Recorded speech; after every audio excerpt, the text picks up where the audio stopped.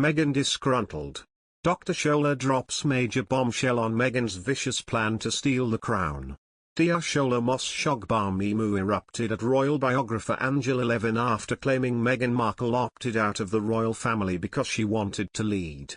The Jeremy Vine panellist hit out at the claim, suggesting claims Meghan Markle had been welcomed happily into the royal family as rubbish. Dr. Mos-Shogbamimu took particular issue with Angela Levin, saying the Duchess of Sussex had been disgruntled with being unable to take on a leading role when she joined the institution. Ms. Levin said, "She's a woman who wants to do what she wants and to lead. And she just didn't like it. It was very unfortunate. Prince Harry told me, when I was writing his biography, that he was spending a lot of time trying to tell her how it all worked. And he was very worried whether it would stay with her or not." The comments made Dr. Mos-Shogbamimu cut in, "With all due respect, with as much disrespect, that's utter nonsense. Everything you've just said about Meghan Markle is rubbish. Oh, they loved her so much, they welcomed her."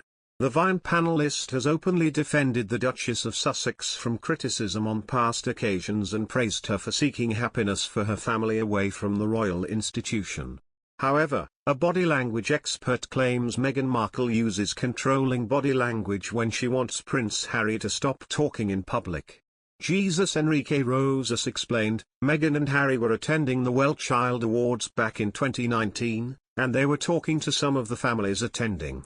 And I think this was the last family they were talking to because they were sitting along a wall, and this was at the far corner, and in fact, it was the end of the video.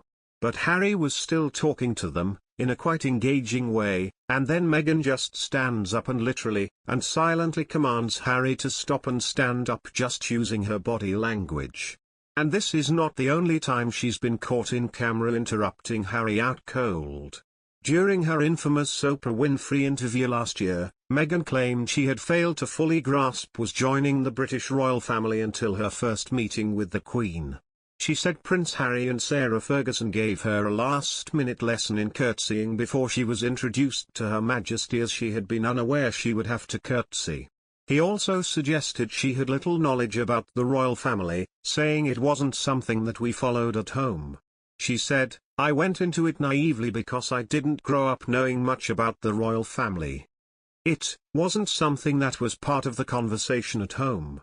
Talk show host Oprah Winfrey asked, "So you didn't have a conversation with yourself or talking to your friends or thinking about what it's like to marry a prince, who is Harry, who you had fallen in love with, and what it would be to be a part of that family? You didn't give it a lot of thought?" She said, "No. We thought a lot about what we thought it might be. I didn't fully understand what the job was. What does it mean to be a working royal? What do you do? What does that mean?" He and I were very aligned on our cause-driven work, that was part of our initial connection. But there was no way to understand what the day-to-day was going to be like, and it's so different because I didn't romanticize any element of it. She added, "But I think, as Americans especially, what you do know about the royals is what you read in fairy tales, and you think is what you know about the royals. It's easy to have an image that is so far from reality, and that's what was so tricky over those past few years, when the perception and the reality are two different things and you're being judged on the perception but you're living the reality of it. There's a complete misalignment and there's no way to explain that to people."